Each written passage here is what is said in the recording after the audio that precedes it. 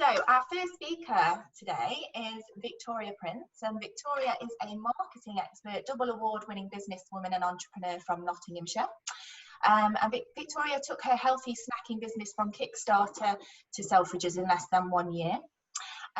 Tonight, Victoria will be sharing snippets of her experiences, including her recent bounce back strategy from the coronavirus. After losing 98% of her business, basically marketing clients in a week, her marketing consultancy business is now 5 times larger than pre-COVID-19. So the power of planning, creating and giving is the topic of her talk tonight. Over to you, Vic. Thank you so much. Hello everybody. Thank you Fiona and Matt both for inviting me to speak today. So I'm Victoria from Touchpoints Marketing, as you've just heard in the intro. I create marketing strategies for businesses with big ambitions. So my talk today is called, as Fiona mentioned, the power of planning, creating and giving. But before I start, I know that everybody's had it hard with the coronavirus in so many different ways. So I'm not going to come at this today with like a woe is me story, but it is going to be going into detail about how planning, creating and giving has changed like my inner feelings, my outlook, and also ultimately my business during the coronavirus. So it could also apply to you if you wanted to use these lessons in your own business. And I'm going to break this down into the 3 areas of planning, creating and giving as we go. So we'll start with planning. Let me set the scene of the story. So in January, I decided like 2020 was going to be my year for like taking all the learnings from my corporate life, plus everything that I knew from starting and running my own businesses. I was going to create and launch my own courses and workshops, and I was going to focus 100% on the marketing consultancy that I'd been running in the background for about 4.5 years, including the time when I was creating and running the Energyable recipe kits. So 2020 was like my year for big growth, and I had really big visions and plans. I'd actually just been a finalist in March in the Chamber Awards for Entrepreneur of the Year as well, with my Energyable recipe kits. And then as Corona took hold of the country and kind of shook it about like a rag doll, everything kind of collapsed and my pipeline dried up completely. On the 31st of March, I took a call from my largest customer. They wanted to pause with immediate effect because production had to cease and the staff were not in the warehouse. So they took the decision to pause all marketing.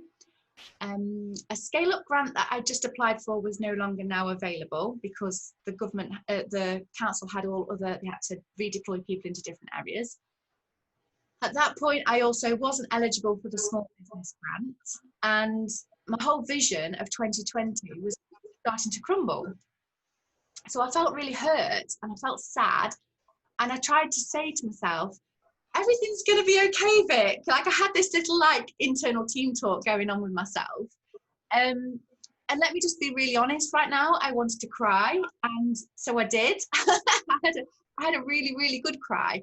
I've got some before and after photos, so I think you're going to I'm just going to be dead honest with what I've got coming up. So I've not shown these photos to anybody else before, and as an aside, it obviously isn't very easy to bear all and showcase yourself like at the worst scenario, but I know that it will help to kind of explain the story a lot more here, and also what a difference an hour of planning can make to your kind of inner feelings, to your outlook, and ultimately to the business.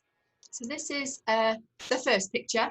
This is the before, and this is the one that like I felt, oh man, do I share this with people? Do I put myself out there and like really bear all? I can see people with their head in their hands like, what are you doing? So you can see there's like snot running out my nose, my eyes are really red, my face is all blotchy from being upset.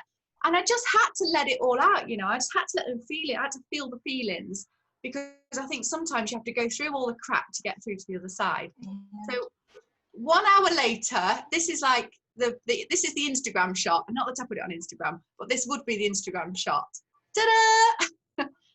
So I decided in that 1 hour, which is the difference in the time between the 2 photos, that I was going to use this time in coronavirus to level up my business.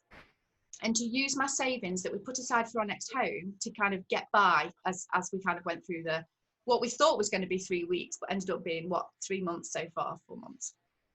And at that point, I really dug deep and I found an inner fire in my belly.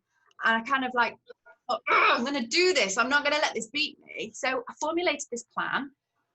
And I decided that the plan starts with helping other people with the skills that I've got and being able to help others, not necessarily focus on turnover and profit at this point. It was almost like just trying to get through what was going on. So internally, immediately that planning session made me 100% more positive about the situation. And as you can see, because I felt so positive, I put my makeup on, I did my hair, I kind of, I think I might have even done a little dance. I was kind of like in a really good place. So I just kind of wanted to share the kind of that difference in what the planning section made for me. So the second section of planning, creating and giving, what did I do? So immediately I launched a free PDF. It took me a full Sunday to create. So it was about 9 in the morning till 6. And initially it was 12 pages long, and it included all information like the information that you need to give out as a business to your customers to communicate exactly what's happening so that they know, do they need to ring you before they come in for a hairdresser appointment to check that they've not got symptoms. And I'm talking right back at the very beginning when things were starting to even close down, forget the fact that we've now come back out the other side. With the PDF as well, I edited it 5 times as the government information changed throughout this whole lockdown.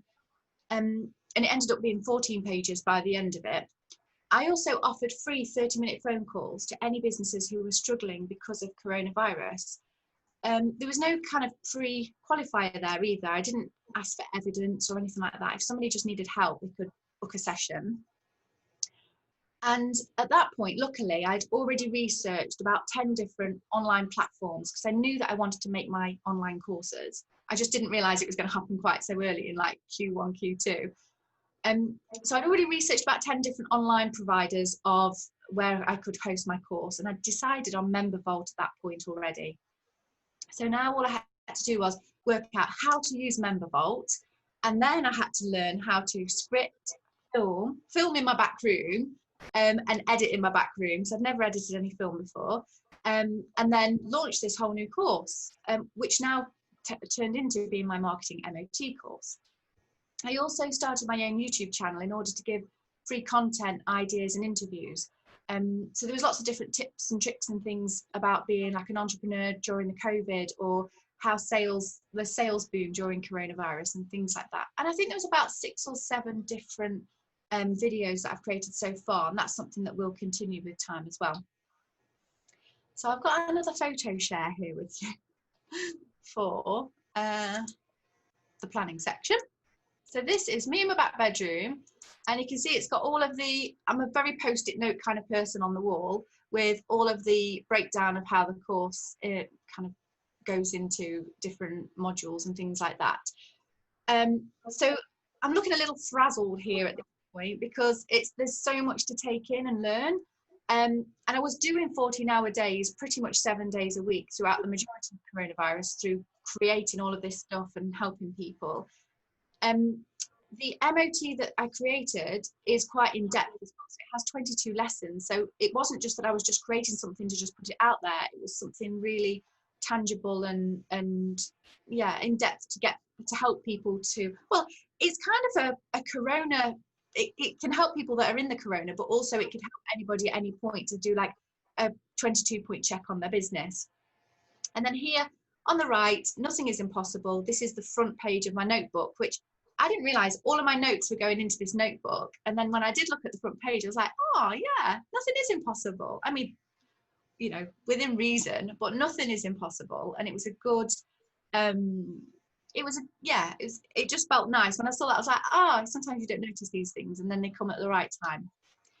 And I don't know if that's my video thing's in the way, but throughout doing my MemberVault course, they deemed me a bit of a kind of guru within MemberVault, and have now given me the title of a certified partner, so I'm now in a position to help other people to create their courses. So anybody who is going from a one-to-one to a one-to-many scenario, things like MemberVault can really work to help you to create those kind of courses to do that. So yeah, and I guess all of this was very reactive to what was happening. Like nothing had really, nobody ever told us what to do or how to do it. We kind of just had to make the rules up as we went along. So I felt everything that I was doing was very reactive to the time that we were in. I just wondered though, so MemberVault, just for people that don't know, is it worth you just explaining what that is, just roughly, just so that people kind of understand what that does? Yeah, so it's a platform where you can build your courses, you can add, I know Fiona's done one for RSViP, she's got her free ebook on there now. It's where you can develop all of your courses and information that's downloadable for your kind of what becomes members or customers or whatever, you know, if you call them your, whatever, people have names for their people. RSVIPers. I don't know, what do you call your RSVIPers? RSVIPers. Oh, well, there we go. So it's your tribe, isn't it? Yeah, and it's just putting everybody, it's giving everybody access to different things. So there can be freebies, there can be things that people purchase.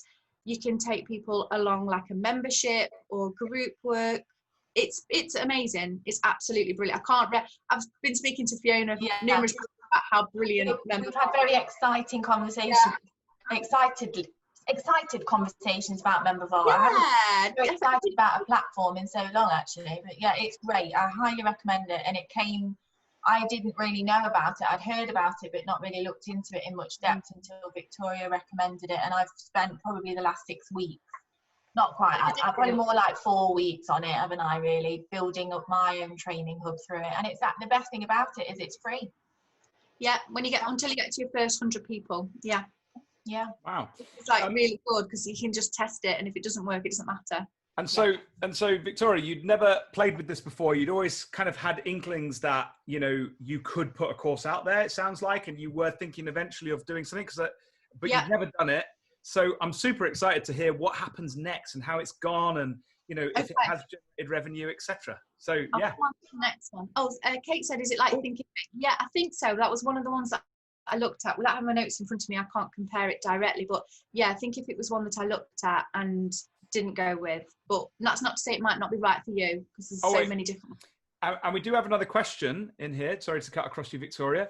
It's from Bertie. He says, what was it after your hour of bawling your eyes out that made you snap out? An hour crying, Bertie. Stop this. I spent about 5 minutes crying and 55 planning. Have you not been listening? Well, it looked like you've been crying for an hour in that picture, which was amazing. Right, probably 10 minutes. I was just thinking, like, what was that thought that just almost just snapped you out of it? Because some people can be in that state for days, weeks even. Yeah. Like, I've seen it. It was like, what was that bit that made you just think, yeah, let's do it? I think it was that fire in my belly and knowing that 2020 is still my year. I still want to get all of this stuff done. I've got really big goals and ambitions. And I thought, no, something is not going to stop that. So I kind of just had to, I don't know, I just did. That's it. Not taking this lying down. Yeah. You had the goal there, right? The goal was there already. It was already there. Yeah. It's definitely changed, but it's still pretty much as it was. Yeah. No further questions, Your Honour. I'll mute myself again. Thank you, Bertie. Right. So we got to giving, the number 3 out of 3. So where did I promote all this information that I'd created? I pushed it out on my social media. So the obvious: Facebook, Twitter, LinkedIn, Instagram. And also I found some Corona Facebook business groups and had some really good results from those. There was one particular one down in Portsmouth or Plymouth where there was a really big business networking group. And so I just kind of put it on there, you know, if anybody needs any help, this is here. And people were just signing up for the PDFs at that point or booking in for the calls. I also sent it to my own email database. So every iteration that I created of that first PDF, so there's 5 different iterations throughout this 3 or 4 months, was also sent to them as well to keep them up to date with the changes, and also ideas to communicate to their customers and different ways to kind of to do that. Just one example there was one of the government documents came out on a Sunday evening, and by Monday lunchtime I'd already changed that 60-page government black writing on white paper, like mentalness, into my 14-page, put it into my 14-page PDF to make the new one to send out to people. And the responses that I got back from that were amazing, because people were saying, oh, I would never have had time to read them 60 pages, and you've just really simplified that for me. I haven't got time to be doing that today because I've got, you know, I'm running a self-catering holiday accommodation, and I've got people cancering left, right and centre, and I've got staff not being able to turn in, and the fact you just sent that, and I've just whizzed through that 14-pager with images as well, so it did have nice graphics as well. It wasn't too dry and boring. Just really helped people. And then I had 500 postcards made that said free corona advice, with a marketing PDF to download and free 30-minute calls. No sales patter. I didn't want them to think that I was doing it in order for them to become customers, although don't get me wrong, you know, that would be a good intention down the line. It's about awareness of what I do, but it was about, at that point, I'm not in the zone to be selling to them. It was more about genuinely helping. So we've got another picture to show you, some more pics here. What I did was I whizzed up something in Canva, sent it over to Mick from Classic Print, who's here in Mansfield, and he printed off these 500 postcards for me. They're blank on the other side. Being a member of the East Midlands Chamber meant that I could have access to the database, and I believe there's about 3,500 members on that database, which I segmented by how many employees they have and which verticals they're in, so which industries they're in, to be able to make sure that I was targeting people that were most relevant. And so I chose 500 and sent them all out. Well, I've still got a few more left to go, but I've been handwriting them. But instead of just sending a postcard, I would actually find the person, and somebody here might have had one, I don't know. But I found the person on LinkedIn first, connected with them, wrote out their postcard, hand wrote it on the back, put my first class stamp on, and then just sent 20 a day, whatever it was, and got those out. So they were getting the request from me, and then also they'd get this postcard a couple of days later in the post. Technically, some of them might have gone to a business address in an office, and the person might have been working from home at that point, but you don't know. Until you try these things, you don't know. You've got to kind of just go with the flow and try things. I had some really good feedback from people. So Charlie and Ollie from Broma, and this is like a raw chocolate, cacao chocolate sauce. And I've seen Lisa from Family the Leeds is on, and she's going to love these, so I'll have to talk to you about them later. These are great guys in London who've set up their own raw chocolate company. It's a sauce. And so I was on the phone with them discussing ideas about how they can be sorting their marketing out whilst all of this is going on. And on the right is Suzanne from Drew Decor. She's up in Sheffield, and I'd met her at some networking before Corona kind of hit. And once she reopened her shop, I went up, we had a chat about everything that's going on. And then I took loads of pictures and put them on Instagram for her, and then she was able to reshare to say, oh, look, somebody's been in my shop. So it was all of that kind of like trying to helping people to kind of create the buzz around what they're doing. So to conclude, what was the response? That's what you're going to know, what you're going to ask me. What was the response from all that, what you did, Vic? So I spoke with about 25 or 30 businesses for at least 30 minutes. Some was an hour, some might have been even 2 hours, about their marketing communications plan during the coronavirus. 150 businesses downloaded the free PDFs. And with my marketing MOT, the course that I made, when I launched it, the first week I actually launched it with Pay What Feels Right, because it just felt a bit weird going straight in, charging people £95 for this course. So in the first week, 30 signed up. 5 of those paid, which was awesome, because I just was kind of not expecting people to. And I also sold a master plan off the back of that as well. Now, a master plan is where clients work with me one-to-one, and I create their marketing strategy. And so I had one of those as well, sold at £795. And so I made £1,000 in the first week of pushing the MOT live, which to go from like, to lose 98% of your business in the coronavirus and then make £1,000 the first week you launch a course felt pretty freaking epic to me right at that point. In addition, my monthly retainer clients are now back to business as usual, and we've been smashing some really hefty goals this month already. And I've had some new retainer clients come on board as well. So July has been my most successful month ever as Touchpoints Marketing. The master plans have been flying off the shelves this month as well. And I have turned over 5 times what I did in January. And then there's been new collaborations off the back of my marketing MOT as well. So August, I've got a summer marketing bootcamp launching. It launches on Tuesday. And that's got 4 times 2-hour live calls via Zoom throughout the whole month of August. And my contact details are at the end if anybody wants that little tiny plug there. And so to top it all off, what I wanted to add is that it feels really good to know that I've helped other people with their businesses whilst we've all been going through the crappy times. And it also becomes kind of cyclical. So the planning kind of turns into the creating and giving, and then the good feelings pour back into the planning to help it to kind of go around that circle again. So because you get that dopamine rush of helping people, it gets you back in that circle of more planning, creating and giving. So I said in the intro, 2020 was my year for growth. I had big visions and plans, and I can tell you it still is. Corona might have moved the goalposts, but my inner feelings, my outlook, and ultimately my business has changed as a result.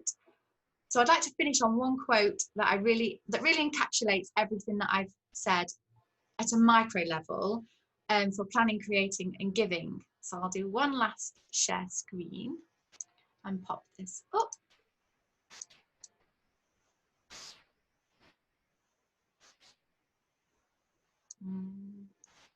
Here we go. So Swami Sivananda says, put your heart, mind and soul into even your smallest acts. This is the secret to success. And I get goosebumps even reading that, because I think, do you know what, that I feel like it really is, even the smallest things that I did, those 14-hour days, trying to get everything to help other people, like putting everything in that you've got, everything that's in the tank and more, to help other people with the smallest acts, I think is obviously come back in a good way. Yeah. Fantastic. So I've just put these at the end. If anybody wants to chat about marketing, there's my details. Feel free to get in touch. Thank you, Victoria. Thank you. That was really interesting, really great. Honest, real and raw stuff. Yes, round of applause. So what key piece of advice would you give to anybody looking to get back to business right now, just to kind of put you on the spot there? If there was kind of one piece of advice you could offer everyone here tonight, what should really we be prioritising at the moment?